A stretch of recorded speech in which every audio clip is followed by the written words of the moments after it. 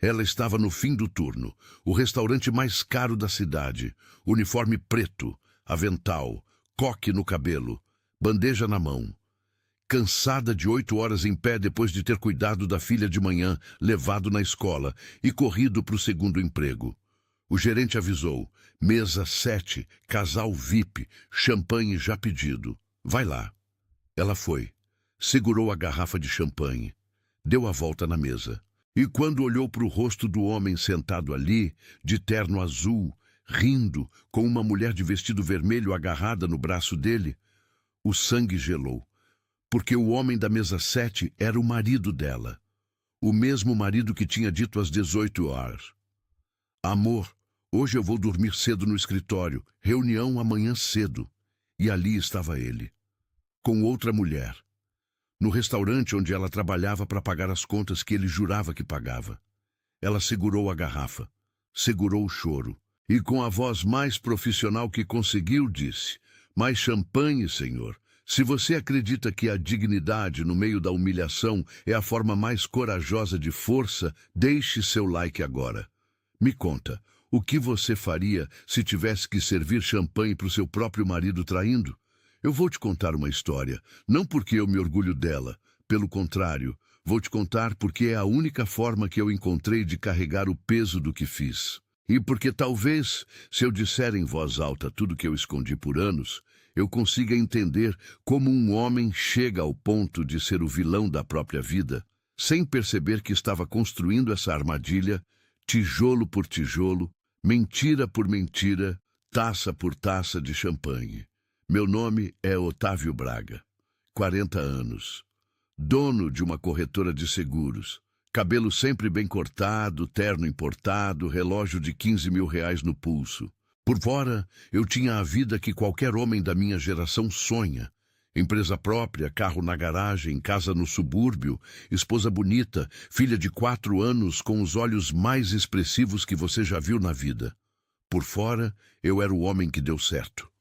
Por dentro, eu era um mentiroso com dívidas, um ego inflado financiado por cartão de crédito e uma capacidade absurda de acreditar nas minhas próprias mentiras. Isso é o mais assustador, sabe? Não é que eu sabia que estava errado e fazia mesmo assim, é que eu tinha construído uma versão da realidade onde eu era o provedor, o herói, o homem que resolvia tudo, enquanto as contas atrasavam, o cartão recusava no supermercado e a escola da minha filha cobrava mensalidade há 2 meses. Melissa.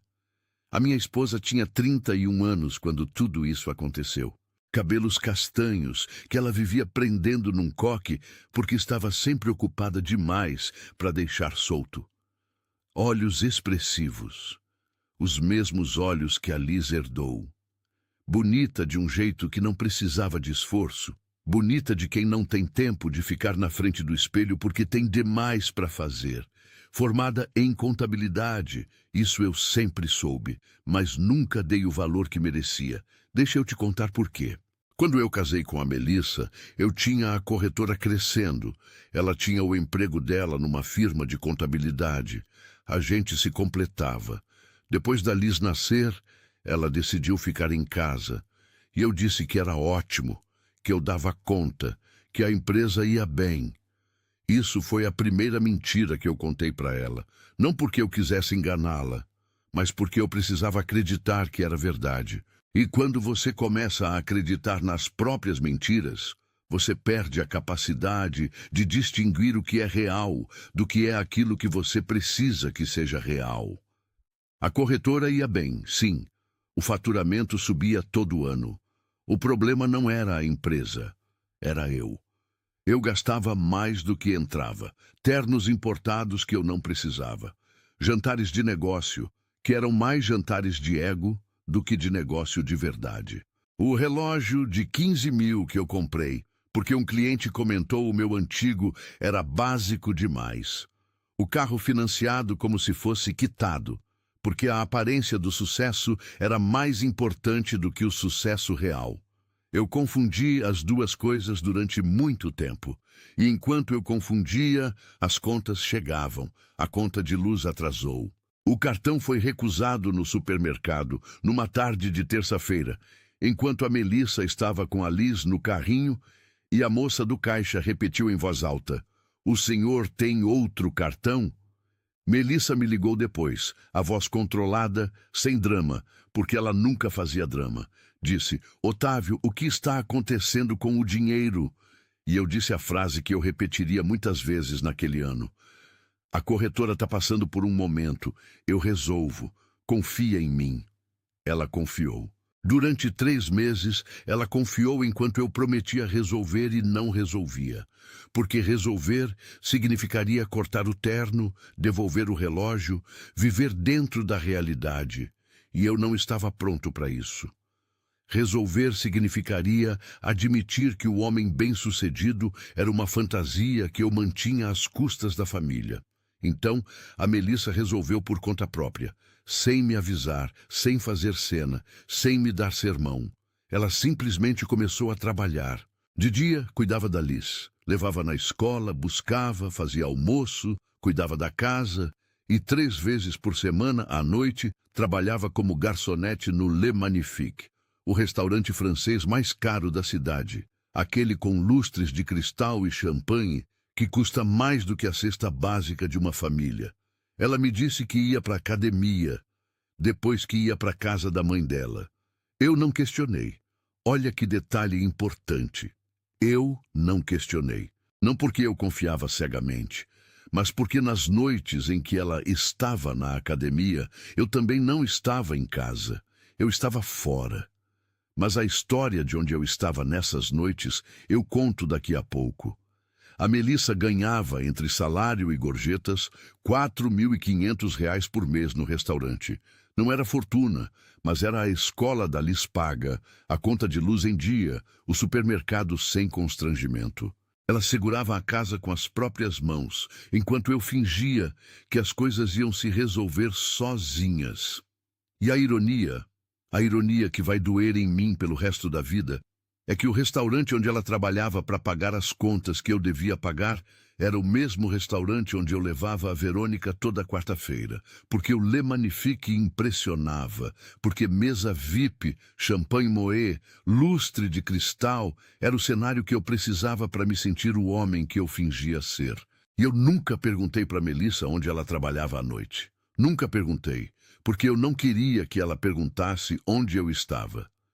Verônica tinha 28 anos. Morena, cabelos longos, compradora de uma loja de grife. A gente se conheceu num evento de negócios 5 meses antes de tudo isso acontecer. Eu vou ser honesto contigo. Eu sabia que estava errado desde o primeiro jantar com ela. Eu sabia, mas eu tinha ficado tão bom em criar versões alternativas da realidade que criei uma onde eu merecia aquilo. Onde eu era um homem estressado, incompreendido, sobrecarregado, e a Verônica era o escape. Que história conveniente, não é? Eu pagava os jantares dela com o cartão da corretora. O dinheiro que deveria estar pagando a mensalidade da escola da Liz ia para a garrafa de champanhe que eu pedia toda quarta-feira na mesa 7 do Le Magnifique. Enquanto isso, a garçonete que servia aquela garrafa com as mãos firmes e o rosto profissional dormia no ônibus de volta para casa depois de 10 horas em pé. E eu nunca olhei para o rosto dela uma única vez. Essa é a parte que mais me envergonha. Não a traição em si, que já é grave o suficiente. É o fato de que eu nunca olhei para a garçonete, nunca olhei para o rosto de quem enchia a minha taça. Eu olhava para a garrafa, para Verônica, para a janela com vista para a rua, olhava para tudo, menos para a pessoa que estava de pé ao meu lado, segurando uma garrafa de champanhe que custava mais do que ela ganhava por hora, com as mãos que tremiam por dentro enquanto permaneciam firmes por fora. Na 5ª semana de Melissa, trabalhando no Le Magnifique, o gerente avisou: mesa 7, casal VIP, champanhe Moët já pedido. Ela arrumou o coque, pegou a bandeja e foi. Mas essa história, o que aconteceu naquela noite, o que ela fez e o que eu não percebi, isso fica para o próximo capítulo. porque preciso que você entenda o tamanho do que eu construí antes de entender o tamanho do que desmoronou. Eu estava de bom humor naquela noite. Isso é o que me mata quando eu penso. Não estava tenso, não estava culpado, não estava com aquela sensação de peso no peito que deveria acompanhar um homem que está traindo a própria esposa enquanto ela trabalha 2 empregos para segurar a família. Não, eu estava de bom humor. Tinha fechado uma apólice grande no fim da tarde. Tinha tomado um uísque no escritório, comemorando sozinho. Tinha mandado mensagem para Verônica. Mesa 7, 8 horas. Aquele champanhe que você gosta. E depois tinha mandado mensagem para Melissa. Amor, hoje eu vou dormir cedo no escritório. Reunião amanhã cedo. 2 mundos paralelos, 2 mensagens. Uma consciência que havia aprendido a se desligar quando precisava. Cheguei ao Le Magnifique às 8h05. O maître me conhecia pelo nome. Eu frequentava toda quarta, era cliente VIP, gorjeta generosa, sempre a mesa 7. A mesa 7 ficava na ala mais reservada do restaurante. Lustres baixos, velas, som de piano, vindo de algum lugar que você nunca conseguia identificar direito, como se o piano estivesse tocando dentro das paredes. A janela dava para a rua. Eu gostava de olhar para a rua enquanto conversava, nunca para o corredor de serviço. A Verônica chegou 10 minutos depois. Vestido vermelho decotado, cabelos soltos, perfume que eu reconhecia de longe. Aquele perfume caro que eu pagava, porque ela tinha me pedido uma vez com um sorriso que eu aprendi a não resistir. Ela se sentou do meu lado, não na cadeira da frente. Do lado, encostada em mim, como se o espaço entre 2 pessoas fosse um problema que precisava ser corrigido imediatamente. Eu coloquei a mão na cintura dela. Natural como respirar. 2 meses antes, eu precisava me convencer de que estava certo. Naquela noite, nem isso. A conversa foi leve. Ela tinha tido um dia ruim no trabalho, uma cliente difícil, uma entrega atrasada de um fornecedor italiano. Eu ouvia, comentava, ria nos momentos certos. Eu era bom nisso, em estar presente nas conversas sem estar presente de verdade. Em dar atenção de uma forma que parecia completa, mas era só performance. Eu era um ator que havia decorado o papel tão bem que às vezes esquecia que era ficção.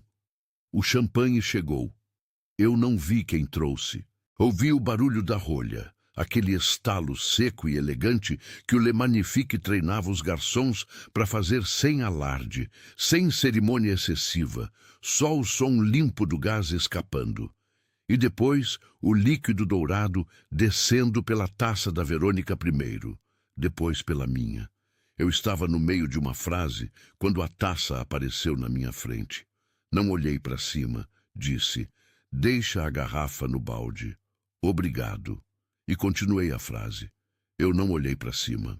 Eu preciso que você entenda o peso dessa frase, porque ela vai aparecer de novo, mais de uma vez, de formas diferentes, em momentos diferentes, e cada vez que ela aparecer vai doer mais do que da vez anterior. Pelo menos é assim que dói em mim agora, olhando de trás para frente com a clareza que a humilhação traz, quando finalmente pousa no seu ombro e não sai mais. Eu não olhei para cima. A Melissa estava a menos de meio metro de mim. As mãos dela, as mãos que eu conhecia, que eu tinha segurado no altar 6 anos antes, que tinham segurado a mão da Liz quando ela deu os primeiros passos, que faziam o café da manhã que eu tomava toda manhã sem agradecer, estavam segurando a garrafa de champanhe que eu tinha pedido para comemorar uma noite com a minha amante. E eu não olhei para cima. O jantar continuou. Entrada de vieiras com manteiga de ervas. Prato principal. Ela pediu o filé, eu o robalo. Mais champanhe, mais conversa. A Verônica me contou de uma viagem que queria fazer. Um fim de semana em Campos do Jordão. Aquele hotel na montanha com lareira no quarto. Eu disse que ia ver uma data. Calculando mentalmente se o cartão corporativo aguentava mais uma despesa que não era despesa corporativa nenhuma. Não percebi nada fora do comum durante todo aquele jantar. Nenhum tremor na voz de quem servia. Nenhuma hesitação, nenhum sinal. A Melissa foi tão profissional que o restaurante onde ela trabalhava se tornou, naquela noite, o lugar onde ela foi mais invisível para mim do que em qualquer outro momento dos nossos 6 anos juntos. E isso eu entendi muito depois. Não foi fraqueza dela, foi força. Foi uma força que eu não sei se eu teria. Porque enquanto eu estava ali de terno azul, sem peso nenhum na consciência, ela estava em pé ao lado da mesa, segurando uma garrafa, com os dedos ficando brancos de tanto apertar, com uma lágrima que ela limpou disfarçando de suor, com o estômago revirando e as pernas amolecendo, e não deixou escapar uma única palavra. Uma única palavra. Não gritou. Não jogou a garrafa, não fez a cena que qualquer pessoa no planeta teria o direito de fazer. Eu sei de tudo isso porque ela me contou meses depois, não com raiva, com uma calma que dói muito mais do que a raiva. Me contou que teve 3 segundos para decidir, sair correndo, fazer uma cena ou servir, e que escolheu servir, não porque era fraca, mas porque naqueles 3 segundos ela entendeu que uma cena seria passageira e a prova seria permanente. Ela já estava pensando 10 passos à frente, enquanto eu não conseguia ver nem o passo que estava dando. O que eu não sabia era que depois de sair da minha mesa, ela foi direto para o banheiro de funcionários. Trancou a porta e desmoronou. Chorou agarrada na pia, de raiva, de humilhação, de cansaço acumulado de meses pagando contas que eu devia pagar, de 10 horas em pé, de ver com os próprios olhos o que ela já suspeitava, mas que ganhou uma forma concreta e cruel quando virou o canto da mesa 7 e encontrou o meu rosto. Chorou. E depois lavou o rosto. Recompôs o coque. Passou o rímel de emergência que ela guardava no bolso do avental.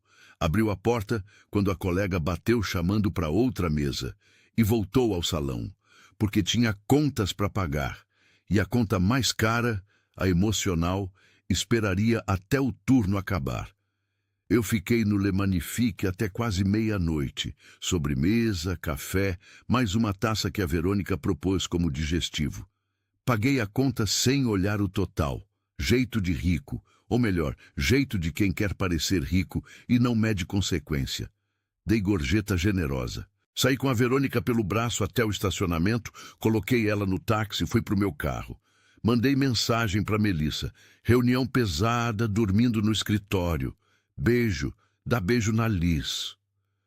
Dormi bem naquela noite. Isso também é importante que você saiba. Eu dormi bem. A Melissa pegou o ônibus 00:30, sentou no banco de trás com o celular no colo e leu minha mensagem. Leu sabendo que eu não estava no escritório. Leu sabendo que a reunião era a Verônica. Leu sabendo que o ônibus em que ela estava voltava de um turno de garçonete para pagar as contas que eu gastava em champanhe com outra mulher. Chegou em casa. A dona Elvira dormia no sofá com a Liz no colo. A mãe dela, que ficava quando Melissa trabalhava à noite, que abria mão do próprio descanso para cobrir um buraco que era meu de cobrir. Melissa acordou a mãe com cuidado. Dona Elvira olhou para ela e disse: "Filha, você tá com a cara inchada." E a Melissa disse: "Cansaço." A mãe desconfiou, mas não insistiu, porque mãe sabe quando a filha não está pronta para falar e respeitar esse silêncio é um dos maiores atos de amor que existe. Melissa deitou com a Liz. A Liz dormia com aquela respiração tranquila de criança que não sabe que o mundo dos adultos está desmoronando do lado de fora do quarto. Melissa não dormiu. Olhou para o teto. Não chorou mais. O choro tinha ficado na pia do banheiro do restaurante. O que ficou no lugar do choro foi outra coisa. Algo mais frio, mais firme.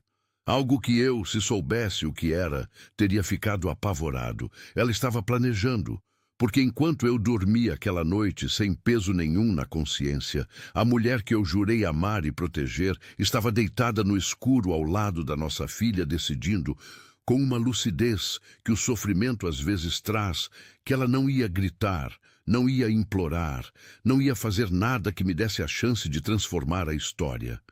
Ela ia construir um caso, ia documentar, e usar cada quarta-feira que me restava de ignorância como uma peça de um processo que eu nem suspeitava que estava sendo montado. Eu era o homem que não olhava para a garçonete, que olhava só para a garrafa, e a garçonete estava construindo, com as mãos que eu nunca olhei, a demolição cuidadosa de tudo que eu havia fingido ser. Na manhã seguinte, eu acordei no escritório, gravata amassada no sofá, copo de uísque vazio na mesa, o tipo de cena que um homem de 40 anos deveria olhar e sentir vergonha. Eu não senti. Peguei o celular. Vi 2 mensagens da Melissa. Uma de 00:40 dizendo que tinha chegado em casa, outra das 7 da manhã com uma foto da Liz tomando café, com a carinha ainda inchada de sono. Mandei um coração. Tomei banho no banheiro do escritório. Troquei de roupa com a muda que eu mantinha lá, porque havia normalizado a situação a ponto de me preparar logisticamente para ela. E fui pro dia como se nada tivesse acontecido. Porque para mim, nada tinha acontecido.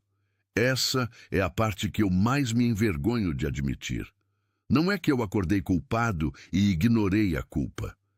É que eu acordei sem ela. A consciência de um homem que mente por tempo suficiente vai se adaptando, vai criando calos nos lugares onde deveria doer. Vai construindo uma arquitetura interna onde tudo faz sentido, porque tudo foi reorganizado para fazer sentido. Eu tinha o compartimento da Melissa, tinha o compartimento da Verônica, tinha o compartimento da corretora, e cada um ficava no seu lugar, com a porta bem fechada, sem se misturar. Eu achava que era bom nisso. Controle, administração. Na verdade, era só dissociação com terno importado. O que eu não sabia era que naquela manhã, enquanto eu tomava café no escritório sem peso nenhum no peito, a Melissa estava fazendo algo que eu nunca teria imaginado que ela fosse capaz. Não porque ela não tivesse inteligência para isso, mas porque eu nunca dei crédito suficiente para essa inteligência. Eu tinha passado 6 anos casado com uma contadora formada, uma mulher que equilibrava a planilha, que entendia de fluxo de caixa, que tinha um raciocínio analítico que eu admirava nos primeiros anos do casamento, e fui deixando de enxergar conforme eu fui achando que o papel dela era outro: cuidar da casa, cuidar da Liz, me esperar. Enquanto eu tomava café, ela estava investigando, não de forma emocional, não com choro ou confronto, ou aquela energia destruidora que o desespero traz. De forma cirúrgica, ela acordou, levou a Liz na escola, voltou para casa, sentou na mesa da cozinha com o caderno que ela usava para controlar as contas domésticas, aquele caderno que eu nunca abri, nunca pedi para ver, nunca perguntei como estava. E começou a mapear tudo o que ela sabia, tudo o que suspeitava, tudo o que precisava confirmar. E então, ela foi até a corretora. Chegou com marmita. A desculpa mais simples e mais invisível do mundo. Esposa levando almoço para o marido. Eu não estava, reunião externa. Mas a Sandra estava. Sandra, minha secretária de 7 anos, 42 anos, cabelos curtos, aquela eficiência silenciosa de quem sabe tudo o que acontece num escritório, mas aprende cedo que saber e falar são coisas diferentes.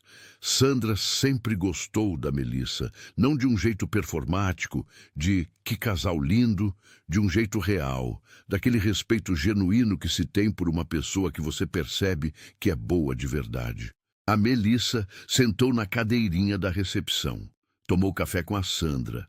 Conversou sobre a Liz, sobre o calor, sobre uma série que as duas acompanhavam. E então, com a naturalidade de quem está só fazendo conversa, disse: Sandra, como está na empresa? O Otávio está tão estressado ultimamente, eu fico preocupada. A Sandra hesitou. Eu conheço a Sandra. Eu sei exatamente como ela fica quando está segurando uma informação.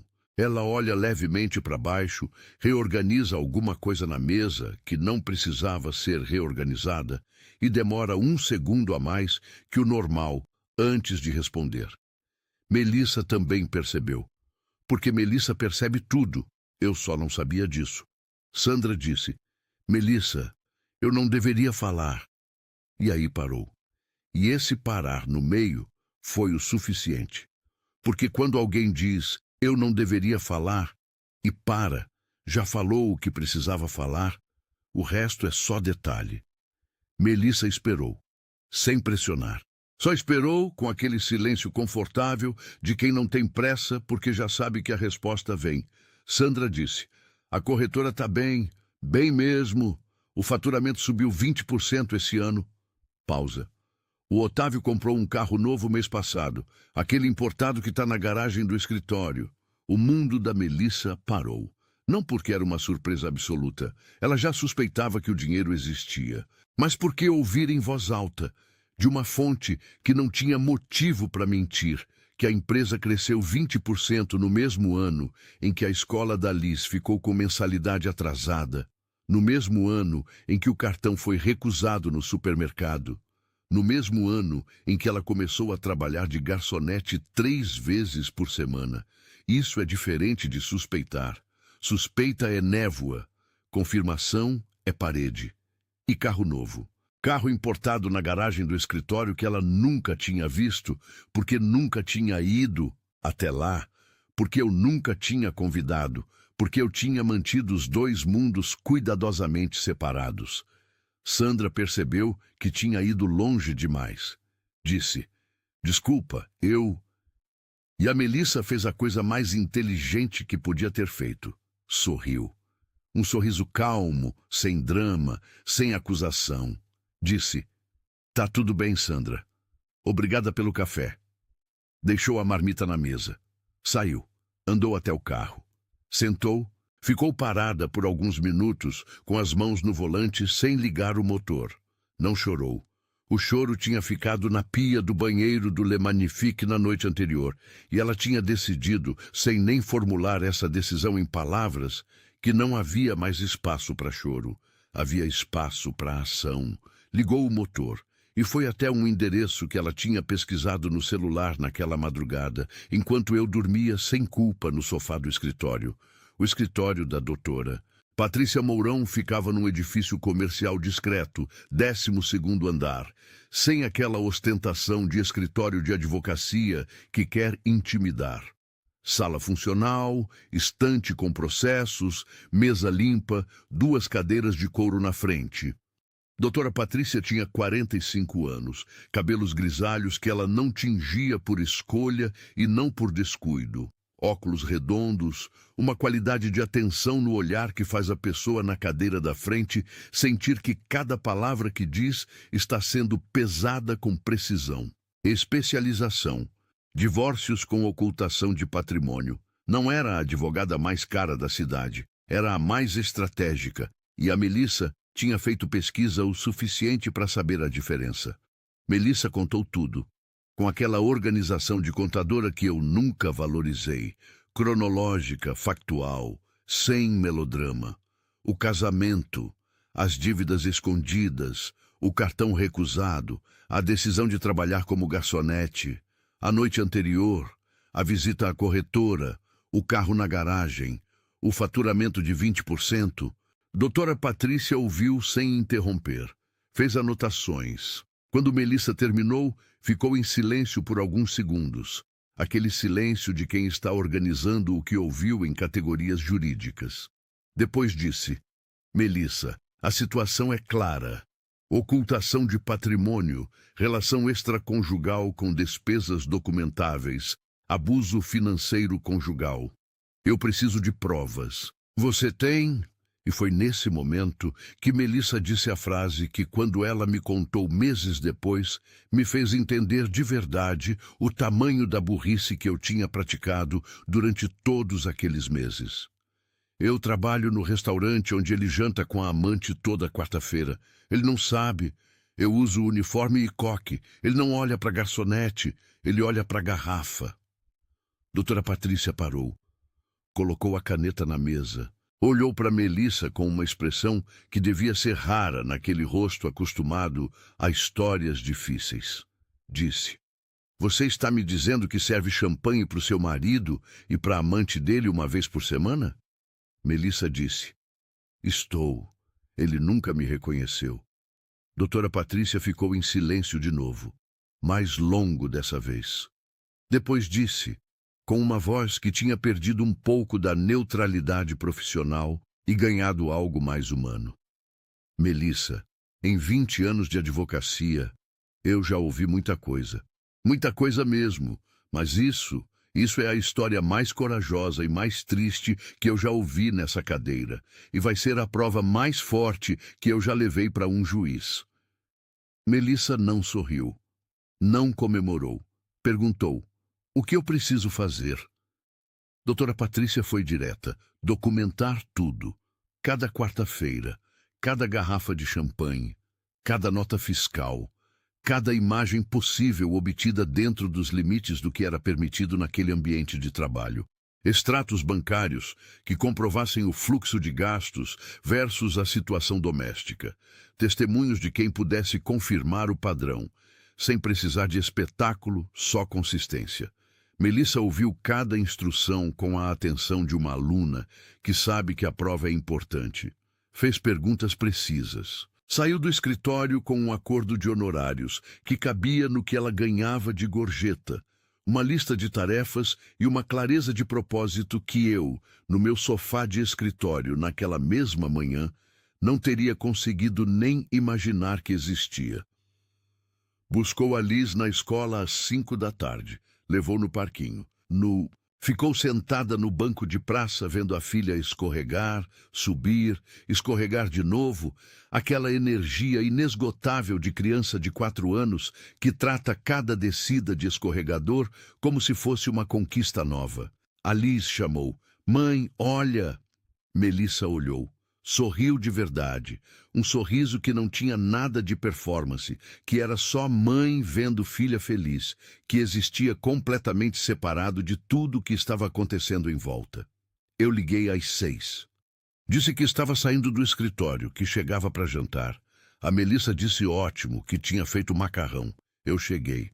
Beijei a Liz, sentei à mesa, comi o macarrão. Falei de um cliente difícil. Perguntei como tinha sido o dia da Melissa. Ela disse: Normal. Levei a Liz no parquinho. Eu disse: Que bom. E continuei comendo. Normal. Disse que foi normal. Naquele mesmo dia, ela tinha descoberto o carro escondido. Tinha contratado uma advogada especializada em destruir financeiramente maridos que ocultam patrimônio e tinha montado um plano que nos próximos meses ia desmontar peça por peça tudo o que eu havia construído sobre mentiras. E eu estava sentado na minha cozinha achando que o dia tinha sido normal. Porque eu nunca olhei. Não olhei para a garçonete, não olhei para a esposa, não olhei para a mulher que estava sentada do outro lado da minha mesa de jantar, com os olhos expressivos que a Liz herdou, mastigando o macarrão com uma tranquilidade que não era resignação. Era estratégia. Eu olhava para minha taça, sempre para minha taça. E enquanto eu olhava para a taça, ela enchia o caderno de anotações com tudo que ia ser usado para me provar, num tribunal, que eu era exatamente o homem que eu fingia que não era. Eu tenho uma teoria sobre mentiras. Não as grandes, não aquelas que você planeja com cuidado e ensaia na frente do espelho. As pequenas, as do cotidiano, aquelas que você conta com tanta naturalidade que com o tempo param de parecer mentiras e começam a parecer só versões alternativas da verdade. Reunião amanhã cedo. Dormindo no escritório. A corretora está passando por um momento. Essas são as perigosas. Porque a grande mentira, você ainda sente o peso quando fala. A pequena já saiu da boca antes de você perceber que estava mentindo. Eu tinha me tornado fluente nessa língua. Falava mentira pequena como quem fala o próprio nome, sem pensar, sem hesitar, sem o menor tremor na voz. E foi exatamente essa fluência que me impediu de perceber o que estava acontecendo nas 6 quartas-feiras seguintes. Porque eu estava tão ocupado sendo convincente que nunca parei para observar. Nunca parei para notar que a garçonete da mesa 7 estava lá toda semana. Nunca parei para perceber que ela nunca errava o pedido. Nunca precisava que eu repetisse. Nunca demorava além do necessário. Nunca parei para olhar para cima. A primeira quarta-feira depois da noite em que tudo começou foi idêntica às anteriores do meu ponto de vista. Mesa 7. Verônica de azul dessa vez, cabelos presos. Um colar novo que eu não perguntei de onde tinha vindo, mas que eu provavelmente paguei sem saber. Champanhe e moete. O piano ao fundo. Ala VIP com aquela iluminação que faz tudo parecer mais elegante do que é, inclusive as pessoas, inclusive as escolhas, inclusive os homens que deveriam estar em casa e estão ali, gastando dinheiro que não é deles em mulher que não é a esposa. O champanhe chegou. Eu ouvi a rolha, não olhei para cima. Disse obrigado pro ar. O que eu não sabia era que do outro lado da garrafa, a Melissa estava com o celular do Lucas no bolso do avental. Lucas, o garçom colega dela, 25 anos, aquele tipo de pessoa que você olha e pensa, esse menino vai longe, porque tem uma qualidade de presença que não combina com a idade. Ela tinha contado tudo para ele numa noite na Copa, depois de um turno pesado, quando a exaustão baixou a guarda o suficiente para deixar escapar as lágrimas que ela segurava desde a semana anterior. Lucas ouviu. Não interrompeu, não deu conselho, não fez aquela coisa que as pessoas fazem de transformar o sofrimento do outro numa oportunidade de falar de si mesmo. Só ouviu. E quando ela terminou, disse apenas, o que você precisa que eu faça? Essa pergunta, eu penso muito nessa pergunta. Um homem de 25 anos, garçom, que mal conhecia a Melissa, olhou para a situação dela e a primeira coisa que saiu foi, o que você precisa que eu faça? Enquanto eu, o marido, o pai da filha dela, o homem que tinha jurado na frente de um padre e de 200 pessoas que ia cuidar dela. Eu estava do outro lado do restaurante pedindo champanhe sem olhar para cima.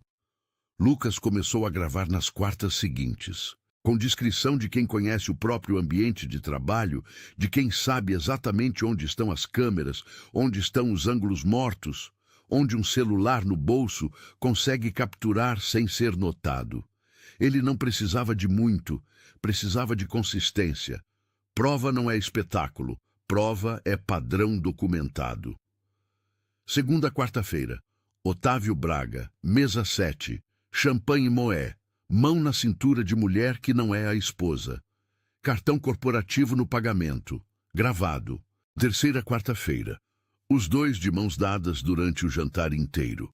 Otávio beijando Verônica quando o sobremesa chegou. Aquele beijo levinho, casual, de casal que se sente em casa no lugar, que não tem mais a consciência de estar fazendo algo errado, porque a repetição embotou até o senso de risco.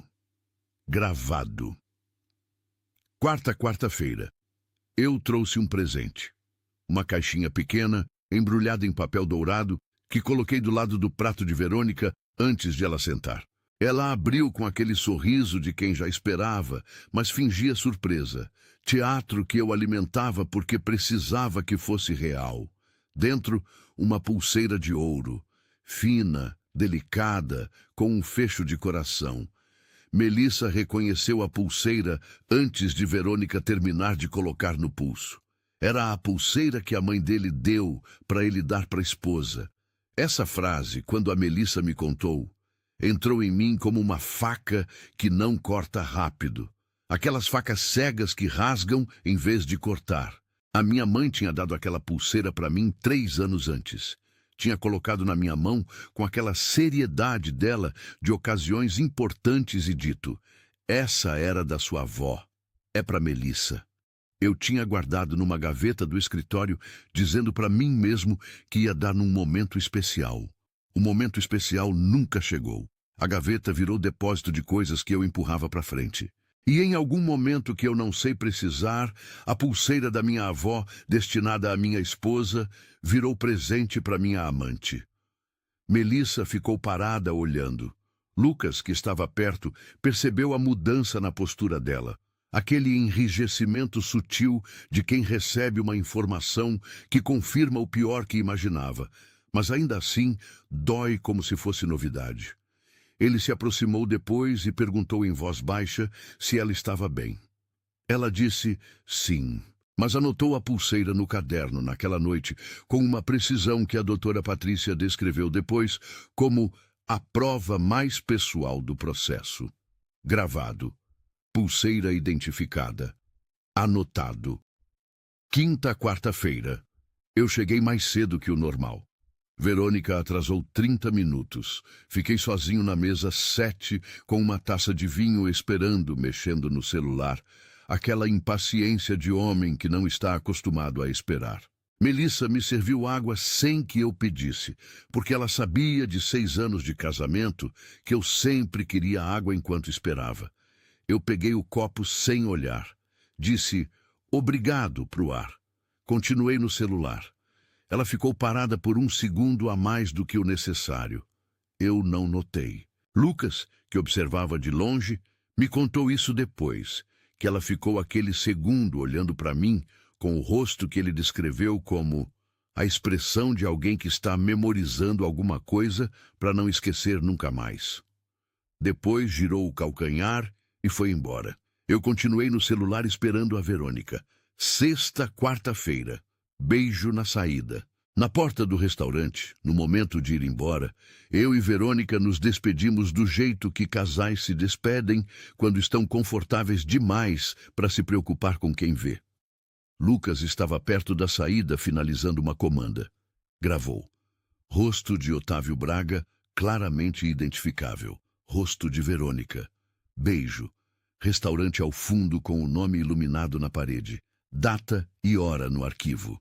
Enquanto tudo isso acontecia às quartas-feiras, nos outros dias da semana, a Melissa estava construindo a segunda frente do processo. Pediu ao gerente do Le Magnifique as notas fiscais das mesas VIP das últimas semanas. Justificou como controle de gorjetas, que era uma prática comum entre os garçons mais organizados. O gerente deu sem suspeitar nada. Melissa levou para casa, abriu o caderno de contabilidade e fez o que ela sabia fazer melhor que qualquer coisa. Somou. Em 6 quartas-feiras, eu tinha gasto 14.800 no Le Magnifique, 14.800 reais, em champanhe, em jantar, em presente, em gorjeta generosa de homem que quer parecer grande. No mesmo período, Melissa tinha ganhado 2.700 de gorjetas naquele mesmo restaurante, servindo, entre outras mesas, a minha. Ela colocou os 2 números lado a lado no caderno. Ficou olhando para eles por um tempo. Não sei quanto tempo. Ela me contou que não conseguia parar de olhar porque havia algo naquela justa posição que era ao mesmo tempo absurdo e absolutamente preciso. O homem gastando 14.000 com a amante. A esposa ganhando 2.700 servindo o homem, no mesmo lugar, nas mesmas noites. Levou tudo para a doutora Patrícia numa tarde de quinta-feira. Notas fiscais organizadas por data, valores somados, vídeos transferidos do celular do Lucas, descrição detalhada da pulseira com fotos tiradas de longe, mas suficientes, linha do tempo completa das 6 semanas. Patrícia recebeu o material, organizou na mesa, leu com aquela atenção dela de cada palavra pesada com precisão.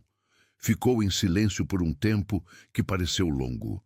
Depois olhou para Melissa e disse: eu tenho provas suficientes aqui para pedir divórcio litigioso com culpa exclusiva, partilha desigual por ocultação de patrimônio, pensão para você e para Liz e danos morais por abuso financeiro conjugal. Pausa. Mas eu quero mais uma coisa. Eu quero que ele descubra que era você, na mesa, servindo. E eu quero que ele descubra na frente dela. Melissa ficou quieta. Patrícia continuou. Na próxima quarta-feira, em vez de servir e sair, você serve e fica. E quando ele pedir a conta, você entrega. E diz o que precisa ser dito. Melissa perguntou o que exatamente deveria dizer. Patrícia disse que isso era com ela, que havia coisas que uma advogada planejava e havia coisas que só uma esposa sabia como dizer. Que o impacto de um momento assim não vinha do roteiro, vinha da verdade de quem falava. E que a verdade da Melissa naquele momento, depois de 6 semanas servindo champanhe para o próprio marido sem ser reconhecida, tinha um peso que nenhuma frase elaborada conseguiria carregar melhor do que a simplicidade. Melissa voltou para casa, deu banho na Liz, fez jantar. Quando eu cheguei naquela noite, porque naqueles dias entre as quartas eu era o marido presente, o pai carinhoso, o homem que chegava para jantar e perguntava como tinha sido o dia, ela estava na cozinha mexendo uma panela com aquela calma que eu havia interpretado durante semanas como normalidade e que era, na verdade, a calma de quem sabe exatamente o que vem a seguir. Eu sentei, comi, falei de trabalho, brinquei com a Liz antes de dormir, assisti televisão até tarde. A Melissa estava do meu lado no sofá. A qualquer momento durante aquela noite, se eu tivesse parado de olhar para a tela e olhado para ela de verdade, não o olhar distraído de convivência, mas o olhar de realmente ver uma pessoa, eu teria notado. Não sei o que exatamente, mas algo, alguma coisa no ângulo dos ombros, na qualidade do silêncio, no jeito que ela segurava a xícara de chá com as 2 mãos. Mas eu não parei. Fui dormir às 11. Dormi bem, como sempre. A Melissa ficou acordada escrevendo. Um bilhete. Pequeno, à mão, com a letra organizada de contadora que ela era. Escreveu, releu, rasgou. Escreveu de novo. Rasgou. Na terceira versão ficou olhando por um tempo. Dobrou com cuidado. Guardou na bolsa. Na quarta-feira seguinte, esse bilhete ia dentro de um porta-contas de couro com uma nota fiscal de R$ 1.200. E ia mudar tudo. Eu me lembro do cheiro daquela noite. Isso é o detalhe mais estranho. Não me lembro do que a Verônica estava vestindo, não me lembro do que pedi de prato principal, não me lembro de nenhuma das conversas que tivemos durante o jantar. Mas me lembro do cheiro. Aquele mix específico do Le Magnifique que eu havia associado a noites boas. Manteiga derretida vinda da cozinha, vela de cera branca queimando na mesa, o champanhe com aquele aroma levemente amendoado que sobe antes mesmo da primeira taça. Eu me lembro do cheiro porque foi a última vez que ele significou algo diferente do que significa hoje. Hoje, quando penso naquele cheiro, o estômago vira. Naquela noite, eu entrei pelo salão como se fosse mais uma quarta-feira. Porque para mim, era. Eu não sabia que a Melissa tinha chegado mais cedo que o normal.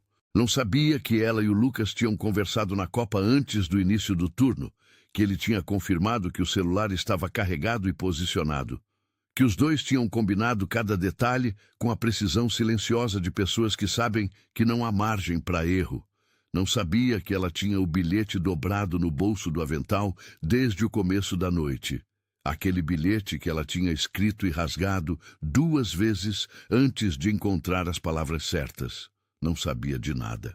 Entrei, cumprimentei o maître pelo nome, como sempre. Fui até a mesa 7, sentei de frente para a janela. A Verônica chegou 15 minutos depois. Não me lembro da roupa, como eu disse. Me lembro que ela estava de bom humor, falando de alguma coisa que tinha acontecido no trabalho, alguma situação com uma cliente, aquele tipo de história que você ouve e ri nos momentos certos, sem precisar estar totalmente presente. Eu estava presente o suficiente. Sempre estava presente o suficiente, nem mais nem menos. O mínimo necessário para manter a ilusão funcionando. O champanhe chegou. Eu ouvi a rolha. Não olhei para cima. Disse obrigado para o ar, como sempre fazia, como havia feito todas as quartas-feiras anteriores. A taça da Verônica foi servida primeiro, depois a minha. Eu peguei a taça, brinquei com ela de leve, o gesto automático de quem está confortável demais no próprio erro para sentir o chão se movendo. O jantar foi longo naquela noite. Não porque havia mais coisa para dizer, mas porque eu estava com aquela preguiça boa de fim de semana que chega às vezes numa quarta-feira, quando a semana foi boa e o corpo decide que merece desacelerar. Pedi sobremesa, coisa que nem sempre fazia. Café depois. Mais meia taça de champanhe que havia sobrado na garrafa. A Verônica falou de Campos do Jordão de novo. O fim de semana na montanha que eu tinha prometido ver uma data e nunca tinha visto. Eu disse que ia resolver na semana seguinte. Mais uma promessa jogada para o futuro onde todas as minhas intenções iam morrer sem virar ação. Em algum momento perto das 10h30, eu levantei a mão. O gesto universal de quem quer encerrar a noite. Pode trazer a conta, por favor? Não olhei para quem eu pedi. Nunca olhava. Continuei conversando com a Verônica enquanto esperava. Ela estava falando de alguma coisa. Não me lembro do quê. Me lembro que eu estava meio de lado na cadeira, relaxado, com a taça vazia na mão, aquela postura de homem que se sente dono do espaço que ocupa. Me lembro que o piano ao fundo estava tocando alguma coisa lenta, daquelas músicas sem nome que existem só para preencher o silêncio elegante de restaurantes caros. Me lembro da vela na mesa chegando perto do fim, a chama mais baixa, oscilando. Ouvi os passos se aproximando, o som familiar do porta-contas de couro sendo colocado na mesa. Estendi a mão sem olhar. Abri. Vi a nota fiscal primeiro. R$ 1.200. Passei o olho rápido como sempre fazia. Não pelo valor, o valor nunca me preocupava. O cartão corporativo absorvia tudo sem reclamar. Ia fechar o porta-contas, pegar o cartão, encerrar a noite. E então vi o papel dobrado. Aquilo era incomum. Porta-contas não vinha com papel dobrado. Franzi a testa, aquela confusão pequena de quem encontra algo fora do padrão esperado. Peguei o papel. Abri. A letra eu reconheci antes de ler a primeira palavra. Aquela letra organizada, inclinada levemente para a direita, com os T cruzados de forma precisa e as letras maiúsculas ligeiramente maiores que o necessário. Eu conhecia aquela letra.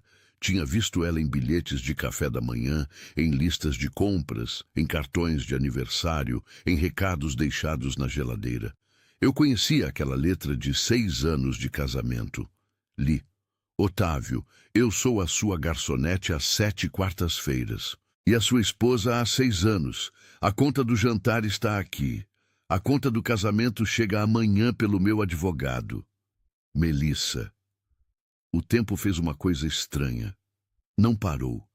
Isso seria poético demais para um momento que não tinha nada de poético. Ele ficou lento.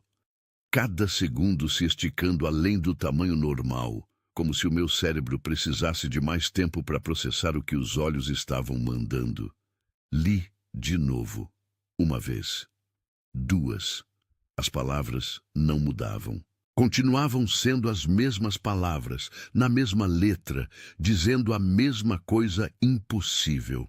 Levantei o olhar e vi a Melissa, não como garçonete. Não como a funcionária invisível que havia servido minha mesa 7 quartas-feiras seguidas, sem que eu tivesse dado ao meu cérebro a informação de que havia um rosto ali. Eu vi a Melissa, o rosto que eu conhecia, os olhos expressivos que a Liz herdou, o coque que ela prendia quando estava ocupada demais para deixar o cabelo solto, o uniforme preto que de repente fez sentido de um jeito que destruiu tudo ao mesmo tempo, cada peça do quebra-cabeça encaixando de uma vez só, com uma velocidade que o corpo não consegue acompanhar. O sangue saiu do meu rosto. Eu senti isso acontecer, aquele frio que começa na testa e desce, aquela leveza ruim na cabeça de quando o corpo entende algo que a mente ainda está tentando recusar. A taça estava na minha mão. Minha mão soltou. Não foi uma decisão, foi o corpo abandonando a coordenação motora quando os sistemas mais fundamentais foram sobrecarregados. A taça caiu. Estilhaçou no chão com aquele som que num restaurante silencioso é muito mais alto do que deveria ser. Algumas cabeças viraram. A Verônica. Otávio, o que foi? Eu não respondi. Não conseguia desviar o olhar da Melissa. E a Melissa não desviou o olhar de mim. 7 semanas olhando para o chão, para o balde de gelo, para a garrafa, para qualquer lugar menos para o meu rosto. E agora ela estava me olhando nos olhos, com uma steadiness que eu não sabia que existia dentro de um ser humano. Sem raiva explodindo, sem lágrimas, com uma calma que era mais aterrorizante do que qualquer grito, porque eu entendi naquele momento que essa calma tinha sido construída, que ela havia custado algo, que havia sido escolhida com cuidado, como se escolhe uma arma precisa, em vez de uma que apenas faz barulho. Ela disse: "Boa noite, senhor. Espero que o champanhe tenha sido do seu agrado. O meu advogado entra em contato amanhã." A voz, firme, profissional, com aquele sotaque de quem aprendeu a controlar cada camada da própria expressão, nem fria nem quente, precisa, como a letra do bilhete, como tudo que ela havia feito nas últimas semanas. Virou. Caminhou pelo salão sem pressa, sem olhar para trás. Chegou até o gerente, entregou o avental dobrado com cuidado. Aquele cuidado que não era para o avental, era para si mesma. Era o gesto de uma mulher que está encerrando um capítulo com a dignidade que o capítulo não mereceu, mas ela merecia. Disse alguma coisa para o gerente que eu não ouvi. O gerente fez um gesto de surpresa. Ela acenou com a cabeça, agradeceu e caminhou pela porta dos funcionários. A Verônica estava me olhando. "Otávio, quem é essa mulher?" Eu não respondi de imediato. Estava olhando para o bilhete ainda aberto na minha mão, para a letra que eu conhecia, para a data que estava implícita em cada linha, 6 anos de casamento, 7 semanas de serviço, uma conta que havia chegado com precisão de quem sabe exatamente o que está cobrando. É a minha esposa. O silêncio que veio depois dessa frase foi diferente de todos os silêncios que eu havia praticado nos últimos meses. Não era o silêncio confortável de compartimentos separados. Era o silêncio de quando os compartimentos todos desabam ao mesmo tempo, e o que sobra é só entulho e a consciência nua de tudo que você construiu em cima de nada. Verônica ficou olhando para mim, com uma expressão que foi mudando enquanto eu observava. Surpresa primeiro, depois confusão, depois algo que eu só consegui identificar como o momento exato em que uma pessoa entende que foi tão enganada quanto achava que estava enganando. Ela pegou a bolsa, levantou, não disse nada, pelo menos não naquele momento no restaurante. Saiu. Eu fiquei sozinho na mesa 7, com o bilhete na mão, com os cacos da taça ainda no chão, porque ninguém havia chegado para varrer. Ou talvez tenham chegado e eu não percebi. Com a nota fiscal de R$ 1.200 que o cartão corporativo pagaria no dia seguinte e que era, de longe, o gasto mais barato daquela noite. Do lado de fora, no estacionamento, o Lucas estava esperando a Melissa com o celular. "Gravei tudo", ela disse. "Manda para a doutora Patrícia, agora." E ligou para Dona Elvira. Disse que ia demorar um pouco. Disse que amanhã tudo mudava. Eu ainda estava na mesa 7 quando o maître se aproximou discretamente e perguntou se eu precisava de alguma coisa. Olhei para ele. Pela primeira vez em 7 semanas, eu estava olhando para alguém do restaurante de verdade. Não para o que estava sendo servido, não para a garrafa, não para a janela, para o rosto. E o rosto do maître tinha aquela expressão treinada de neutralidade profissional que mal escondia o que estava embaixo, que era a expressão de um homem que sabia exatamente o que havia acabado de acontecer naquela mesa. Paguei a conta. Saí. No carro, no estacionamento escuro, fiquei parado por um tempo com as chaves na mão, sem ligar o motor. Tentei organizar os pensamentos e não consegui. Porque pensamento pressupõe estrutura, e a estrutura toda havia desmoronado com o barulho de uma taça de cristal no chão de um restaurante francês numa quarta-feira à noite. 7 quartas-feiras. Ela havia estado ali 7 quartas-feiras, havia servido o champanhe, havia ouvido as conversas, havia visto os beijos, os presentes, o cartão corporativo, a pulseira da minha avó no pulso de outra mulher. Havia limpo lágrima disfarçando de suor.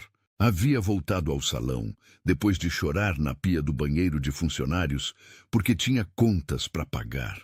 Havia documentado tudo, havia contratado advogada. Havia construído o caso inteiro, enquanto eu dormia bem todas as noites, sem o menor peso na consciência. E eu nunca olhei para cima. Na manhã seguinte, eu acordei com o celular vibrando na mesinha de cabeceira. Não era a Melissa. Era o meu advogado. Ele havia recebido a intimação antes mesmo de eu ter tomado café. Isso me disse tudo sobre a velocidade com que a doutora Patrícia havia trabalhado. Protocolo na primeira hora do dia, notificação antes das 9 da manhã, sem espaço para eu respirar, reorganizar, construir defesa emocional. Estratégia. A mesma estratégia que havia sido aplicada em cada detalhe das últimas 7 semanas. Sentei na cama. Li a intimação no celular que o meu advogado havia encaminhado. Divórcio litigioso. Culpa exclusiva. Provas de traição documentadas em vídeo ao longo de 7 semanas. Provas de ocultação de patrimônio. O carro importado na garagem do escritório, o faturamento da corretora versus o estado das contas domésticas. Provas de abuso financeiro conjugal, esposa trabalhando 2 empregos, enquanto o marido utilizava recursos da empresa para gastos pessoais com terceiros. Pedido de danos morais, partilha desigual, pensão alimentícia para a filha menor, pensão para a esposa durante período de transição. Cada linha era uma quarta-feira. Cada parágrafo era uma garrafa de champanhe. Cada pedido era uma conta que eu havia empurrado para o futuro até o futuro chegar com juros. Liguei para Melissa. Não atendeu. Liguei de novo. Não atendeu. Mandei mensagem. Melissa precisa falar. Ficou no entregue, não no lido. Ela havia decidido que não havia mais nada que eu pudesse dizer que chegasse antes do que o advogado dela já havia dito por escrito, com linguagem jurídica, com provas anexadas, com a frieza de um processo que não tem espaço para explicação ou arrependimento tardio. Liguei para o meu advogado. Ele atendeu com aquela voz de quem já leu tudo e está organizando como entregar a notícia sem que o cliente desmorone completamente. Disse: Otávio, eu vi os documentos. Eles têm vídeos de 7 semanas, notas fiscais detalhadas, testemunho do colega de trabalho dela, identificação de bem ocultado e histórico financeiro comparativo entre os gastos seus e a situação doméstica. Você não tem defesa viável. Se for para o tribunal, você perde tudo e ainda paga danos morais que podem ser substanciais, dado o contexto específico desse caso. Eu perguntei: que contexto específico? Ele ficou 1 segundo em silêncio antes de responder. O contexto de que a sua esposa trabalhou como garçonete no mesmo restaurante onde você levava a amante, serviu champanhe para você 7 vezes sem ser reconhecida, e documentou tudo durante esse período. Otávio, um juiz vai ouvir esse histórico e o dano moral vai ser calculado no teto. Isso não é caso para tribunal, é caso para acordo. Desliguei. Fiquei sentado na beira da cama por um tempo que não sei medir. Tinha aquela sensação física de algo que não era bem dor, mas ocupava o mesmo espaço. Um peso distribuído pelo peito, pelos ombros, pela base do pescoço. A sensação de um homem que construiu uma casa de mentiras e ficou surpreso quando ela desabou, como se mentiras tivessem alguma vez sustentado algo por mais tempo do que o necessário para fingir que sustentavam. Fui até a casa. Precisava ver a Melissa. Precisava dizer alguma coisa. Não sabia o quê, mas precisava. Toquei a campainha. A porta abriu. Dona Elvira, 58 anos, cabelos brancos, avental de cozinha, aquela expressão de mãe que passou a vida inteira aprendendo a identificar exatamente quem prejudicou a filha e exatamente o tamanho do prejuízo.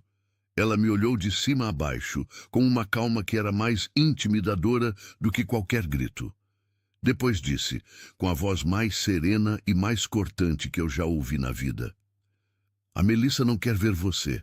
Eu, como mãe, tenho uma vontade enorme de jogar água quente na sua cara. Mas eu sou cristã, então eu vou só fechar a porta. E fechou. Fiquei na calçada, com o sol da manhã no rosto e a porta fechada na cara, e a consciência tardia de que a mulher que havia aberto aquela porta tinha criado a Melissa, havia ensinado a ela tudo o que ela sabia sobre dignidade, sobre segurar a dor sem deixar a dor te dobrar, sobre trabalhar quando o mundo deve a você, em vez de ficar esperando que o mundo pague. O que a Melissa havia feito nas últimas 7 semanas tinha a impressão digital da dona Elvira em cada decisão. Liguei para Verônica. Ela atendeu no segundo toque, o que me disse que estava esperando a ligação, que havia passado a noite anterior processando o que havia descoberto no restaurante. Comecei a falar. Disse que precisava explicar, que a situação era complicada, que as coisas não eram exatamente. Ela interrompeu. Não precisa, eu já sei tudo. O restaurante inteiro sabe desde ontem. Eu fui a última a saber. Pausa. E eu não quero mais falar com você. Porque se você mentiu para ela durante 6 anos, mentiu para mim durante 5 meses. E eu não sou o tipo de mulher que fica com homem que mente assim. Não por moral, por autopreservação. Homem que trai com facilidade, trai de novo com a mesma facilidade. Eu não preciso disso. Desligou. Eu havia perdido as 2 no mesmo dia. Num intervalo de menos de 12 horas, a esposa de 6 anos e a amante de 5 meses haviam chegado à mesma conclusão por caminhos completamente diferentes. Que eu não era o homem que eu fingia ser, e que fingir tinha um custo que nenhuma das duas estava disposta a continuar pagando. O processo avançou com uma velocidade que me pegou despreparado. Embora não devesse, eu havia visto como a Melissa operava nas últimas semanas. Havia visto a precisão, a documentação, a estratégia. A doutora Patrícia negociava sem emoção e sem recuo.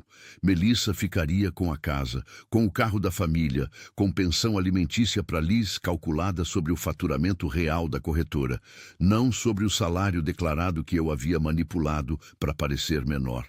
Com 60% dos bens adquiridos durante o casamento justificados pela ocultação comprovada de patrimônio.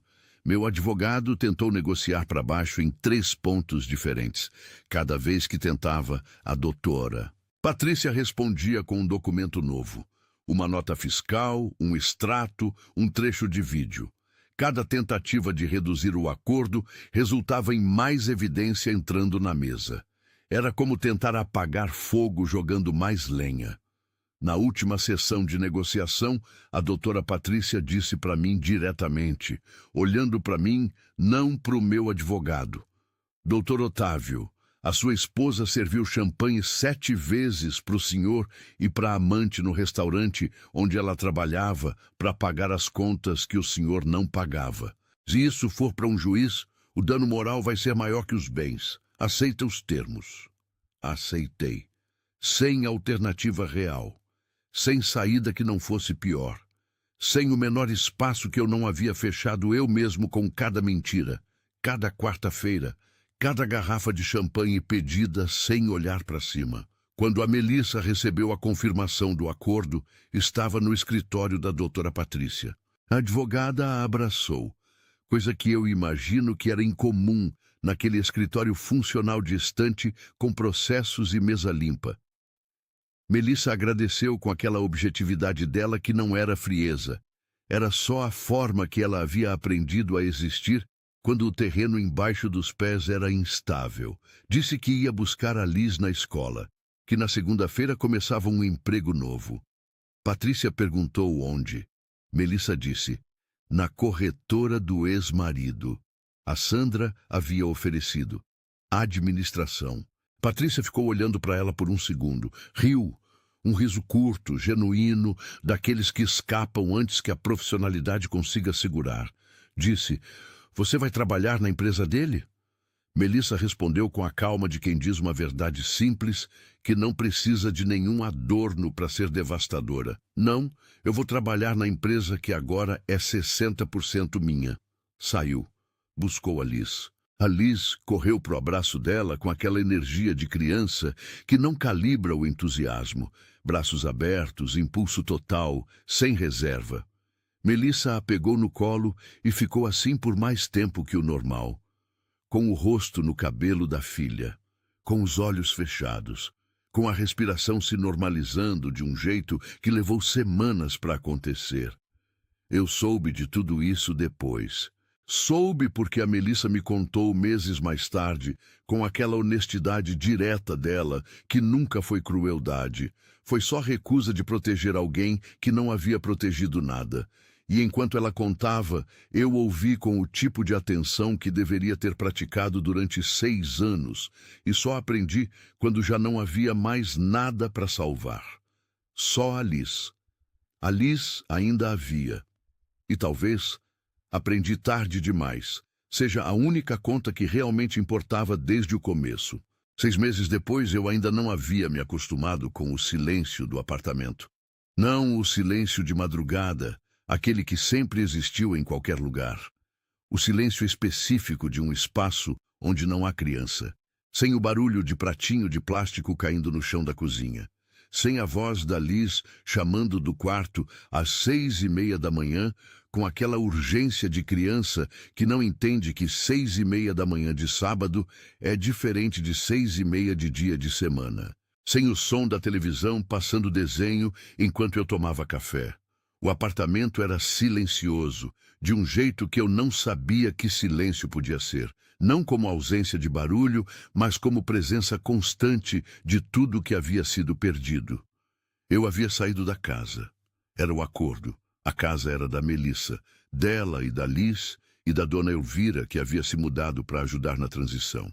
Eu estava num apartamento de 2 quartos, num bairro que havia escolhido sem nenhum critério, além de distância razoável até a escola da Liz.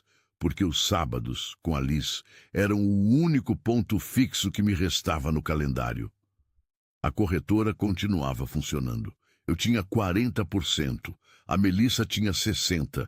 Isso era um número que eu havia assinado num documento jurídico com minha própria mão, mas que a minha cabeça ainda processava em doses, porque havia uma distância enorme entre saber que você perdeu o controle de algo e sentar numa reunião e ver a pessoa para quem você perdeu exercendo esse controle com uma competência que você nunca havia dado crédito que existia. A Melissa havia começado na administração da corretora na segunda-feira seguinte ao acordo. Chegou às 8 da manhã, com aquela pontualidade dela que eu havia interpretado durante anos como característica doméstica e que era, na verdade, característica profissional. Ela era pontual em tudo. Eu é que havia colocado ela num contexto onde pontualidade significava jantar na mesa no horário certo, em vez de relatório financeiro entregue antes do prazo. A Sandra a recebeu. As duas trabalhavam bem juntas. Havia uma qualidade de respeito mútuo entre elas que era anterior a tudo isso, que havia sobrevivido ao casamento e ao divórcio e à revelação do carro escondido na garagem do escritório. A Sandra sabia de coisas que eu nunca soube que ela sabia. Mulheres que trabalham num escritório por 7 anos aprendem a ler o ambiente com uma precisão que os homens que comandam esse escritório raramente percebem. Em 3 semanas, a Melissa havia mapeado as finanças da corretora inteira. Não porque alguém pediu, porque era o que ela fazia. Via número, queria entender de onde vinha e para onde ia. E o que ela encontrou foi o retrato fiel de um homem que havia confundido faturamento com lucro, crescimento com solidez, aparência de sucesso com sucesso real. A corretora faturava bem. A corretora também gastava de um jeito que não tinha sustentabilidade. Jantares corporativos, que eram jantares de ego, brindes de fim de ano excessivos, uma estrutura de custos fixos, inflada por decisões que haviam sido tomadas para impressionar em vez de crescer. Ela cortou. Sem drama, sem reunião motivacional, sem PowerPoint com gráficos de transformação cultural. Simplesmente identificou o que era gordura e cortou. Jantares corporativos viraram almoços. Brindes de fim de ano viraram bonificação por meta. 2 contratos de fornecedor que eu havia renovado por inércia foram renegociados com condições melhores que a Sandra havia tentado me sugerir por 2 anos. E eu havia ignorado porque renegociar parecia trabalhoso e eu preferia o que estava funcionando. Em 6 meses, o faturamento subiu mais 15% sobre os 20% que já havia subido no ano anterior.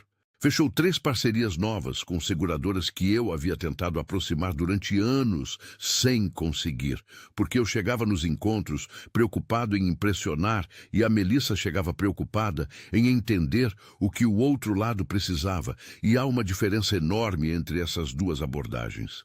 Eu assistia a tudo isso nas reuniões mensais de sócios. Sentava do lado oposto da mesa. Ouvia os relatórios que a Melissa apresentava com aquela clareza de quem domina o material, não porque decorou, mas porque entende. Via os números que eu havia ignorado quando eram o sustento da minha família, sendo tratados com o respeito que sempre mereceram. E havia algo naquilo que era, simultaneamente, a coisa mais humilhante e a coisa mais justa que eu já havia experimentado. Ver a competência que eu havia desperdiçado por anos, funcionando em plena capacidade na minha frente, na minha própria empresa, com 60% do poder de decisão que eu havia perdido por escolha própria. Numa tarde de quinta-feira, depois de uma reunião sobre a expansão para uma nova carteira de clientes, eu pedi para falar com a Melissa. A Sandra saiu discretamente. A sala ficou só nós 2 pela primeira vez desde o restaurante. Eu disse, Melissa, eu quero falar uma coisa. Ela perguntou se era sobre a empresa. Eu disse que não, que era sobre nós. Ela ficou me olhando com aquela expressão que eu havia aprendido a identificar. Não fechada, não hostil, só honesta. A expressão de quem está disposto a ouvir, mas não está disposto a fingir que o que ouve muda o que já foi. Eu disse, eu sei que não existe nós. Eu só queria te pedir desculpas. Ela perguntou por que exatamente. Não com ironia, não como provocação, com aquela objetividade dela que era às vezes mais difícil de enfrentar do que a raiva teria sido. Porque a raiva eu saberia como responder e a objetividade dela me deixava sem lugar para me esconder. Eu disse, por ter te traído, por ter mentido sobre o dinheiro, por ter te feito trabalhar de garçonete para pagar contas que eu podia pagar, por ter pedido champanhe para você 7 vezes sem te reconhecer. Ela ouviu tudo. Ficou em silêncio por um momento. Depois disse, Otávio, essa é a frase mais honesta que você me disse em 6 anos.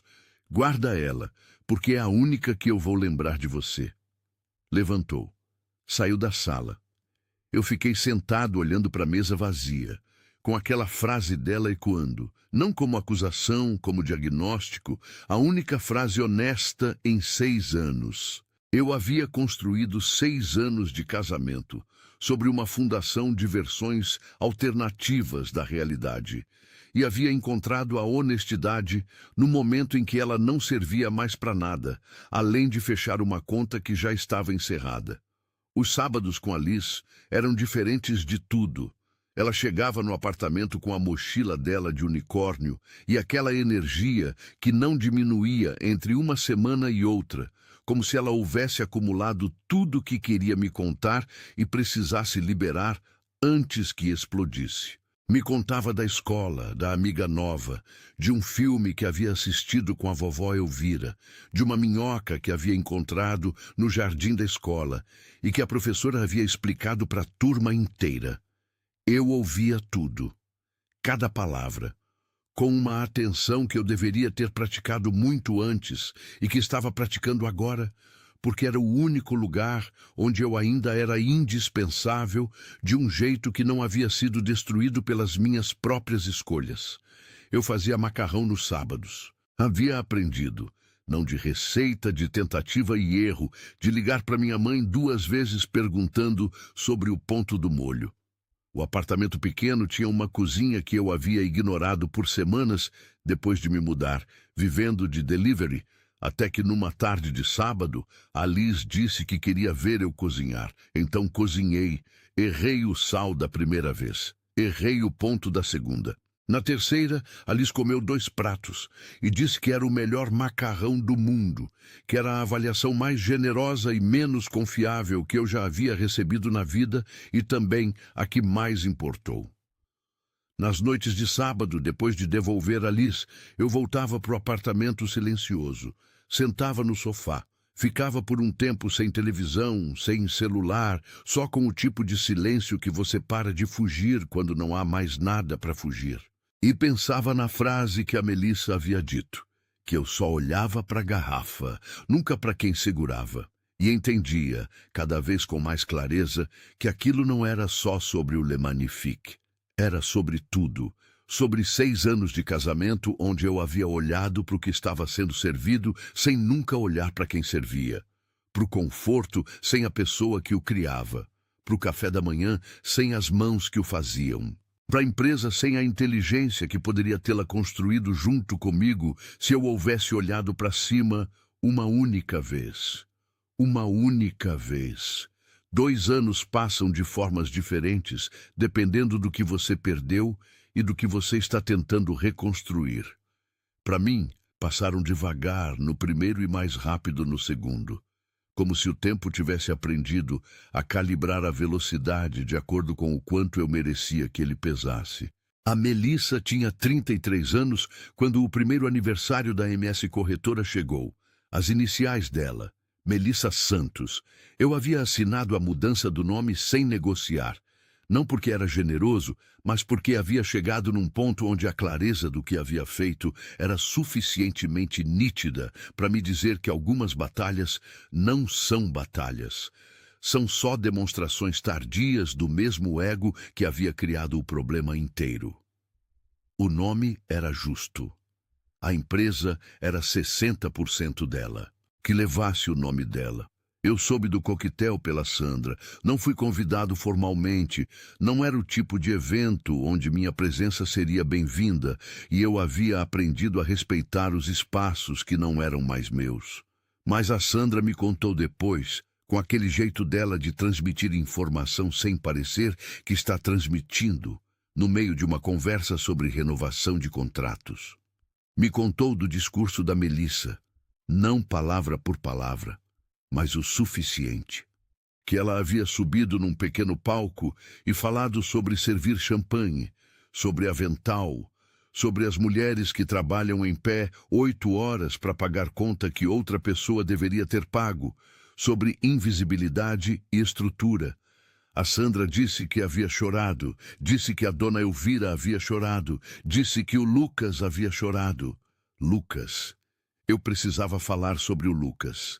Quando a Sandra mencionou o nome dele pela primeira vez, num contexto que não era profissional, o Lucas estava lá, de terno. A Melissa riu quando viu. Eu fiquei em silêncio por um segundo, que durou mais que o necessário. A Sandra percebeu e continuou falando de outra coisa. Gentileza profissional, de quem sabe quando um silêncio precisa ser preenchido. Eu havia pensado no Lucas mais de uma vez nos últimos meses. O garçom de 25 anos que havia perguntado: "O que você precisa que eu faça?", quando a Melissa estava chorando na copa do restaurante.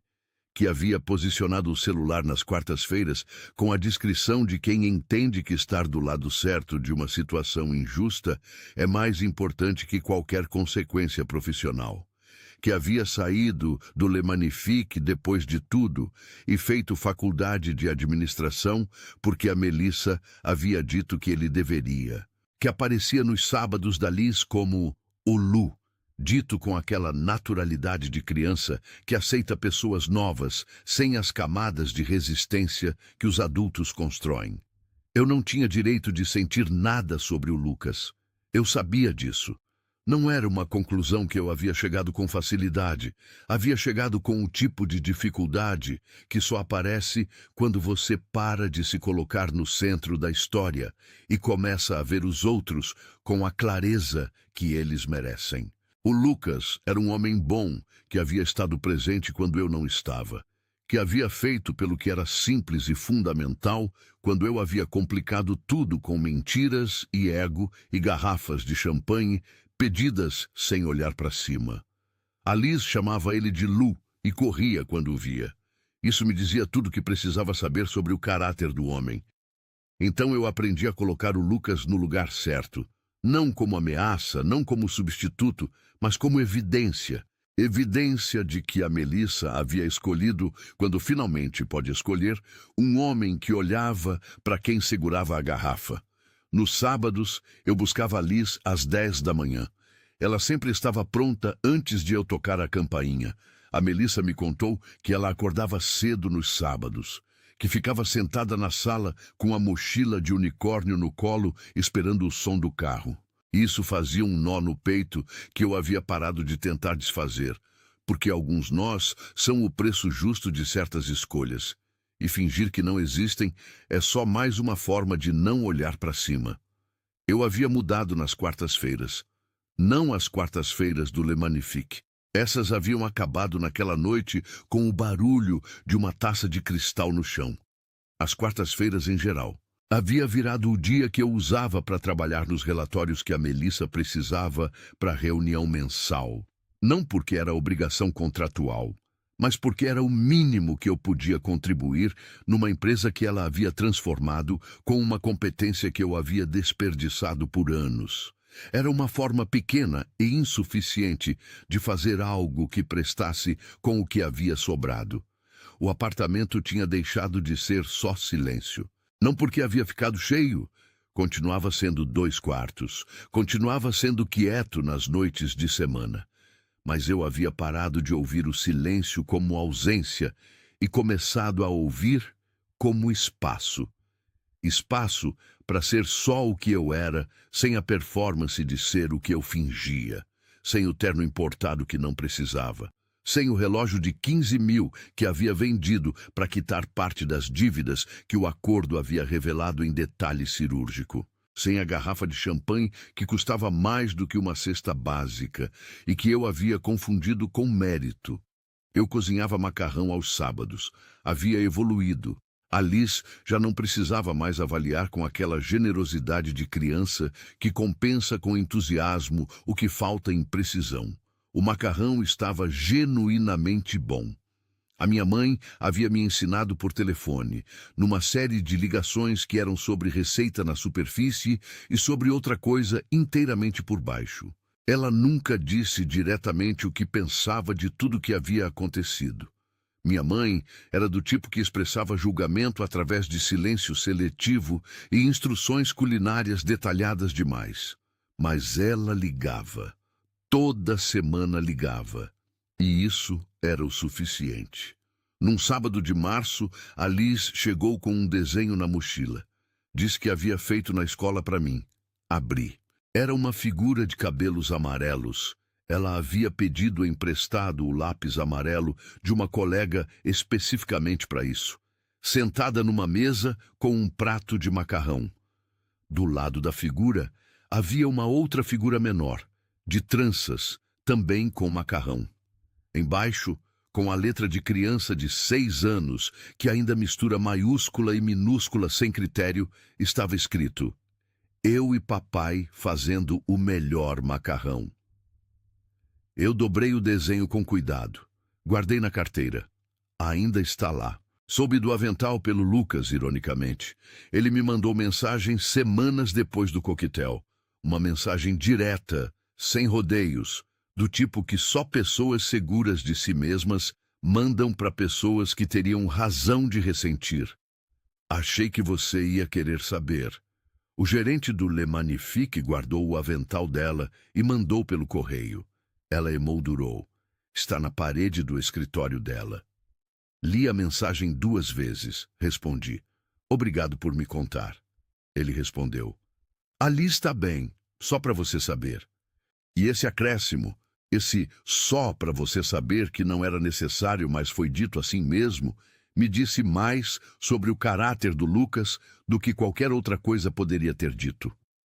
Fui até o escritório da MS Corretora numa manhã de semana em que sabia que a Melissa tinha reunião externa. Não para ver ela, para ver a parede.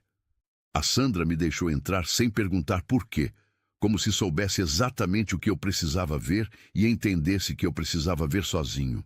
A sala da Melissa era funcional, sem ostentação. A mesa, o computador, a estante com os dossiês organizados por data, a janela com vista para a rua que ela havia escolhido porque gostava de luz natural.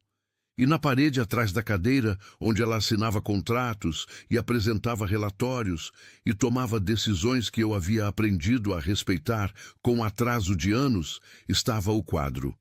O avental preto, dobrado, emoldurado com vidro simples, sem moldura elaborada, sem luz direcionada, como quem emoldura uma coisa importante sem precisar performar que é importante.